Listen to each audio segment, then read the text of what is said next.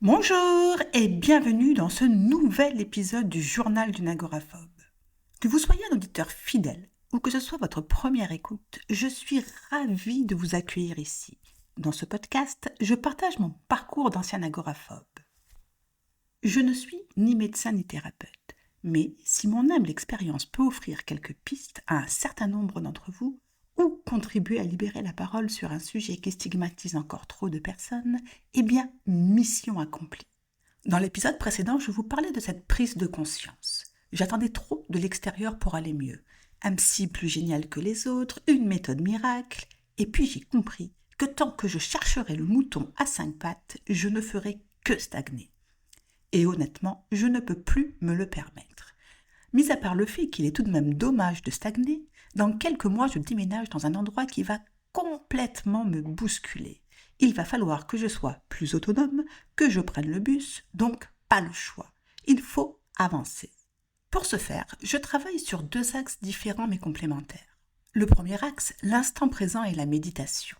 Après avoir lu un livre de Christophe André, Méditer jour après jour, j'ai commencé à pratiquer la pleine conscience. L'idée, c'est d'apprendre à observer mes pensées sans jugement. Pourquoi cette pensée me traverse-t-elle maintenant? Qu'est-ce qu'elle me fait ressentir? C'est un exercice puissant qui me permet de mieux comprendre mes réactions, de mieux me connaître et d'être plus dans l'instant plutôt que dans l'anticipation anxieuse.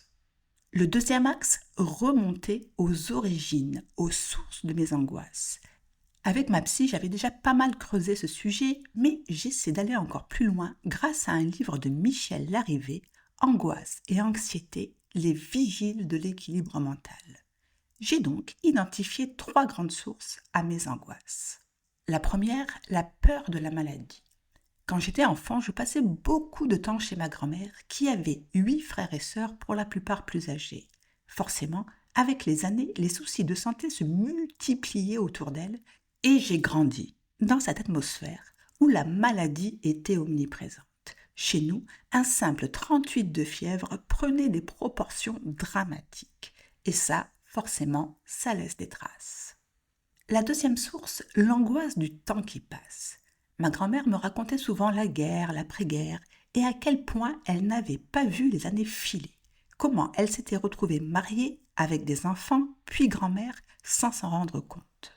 Petite, j'absorbais tout ça sans comprendre, mais avec du recul, je me rends compte que cette peur de voir la vie m'échapper est ancrée en moi depuis longtemps. La troisième source, la peur de la solitude. J'ai eu un énorme strabisme quand j'étais enfant, ce qui a fait de moi une cible facile pour les moqueries. Pendant des années, j'étais mise de côté, pas invitée aux anniversaires. Puis, après une opération, tout a changé. J'ai eu une vie sociale épanouie, mais visiblement ces années de solitude ont laissé des traces. Si j'avais vu un psy plus jeune, j'aurais évité bien des problèmes. J'avais une vie sociale plutôt équilibrée avec des amis, des potes, des sorties, des voyages entre amis. Comment pouvais-je savoir que ces années avaient laissé autant de stigmates? Et vous savez, c'est quoi le plus fou dans tout ça? En essayant de revenir aux sources de mes peurs, eh bien, je me suis rendu compte que je fonçais littéralement dessus. J'ai peur de la maladie. Est-ce que je prends soin de ma santé? Pas du tout. Je fumais comme un pompier et je mangeais n'importe comment. J'ai peur de perdre mon temps. Est-ce que je me bouge pour en profiter? Non, j'étais une experte de la procrastination. J'ai peur de la solitude. Est-ce que je me donne une chance de construire une relation saine? Absolument pas. J'étais attirée par des relations vouées à l'échec dès le départ, histoire de ne prendre aucun risque. Et donc, le message du jour? On grandit tous avec un bagage qui nous appartient ou pas. Et parfois, sans s'en rendre compte, on se construit autour de ce bagage. Si j'avais pu en parler plus tôt, avec un psy par exemple, j'aurais peut-être évité bien des détours. La santé mentale manque cruellement de prévention. On est des milliers à porter des choses qui nous appartiennent ou pas. Et pour certains, ça finit à peser trop lourd. Et oui, quand on s'en rend compte, les dégâts peuvent être déjà assez considérables.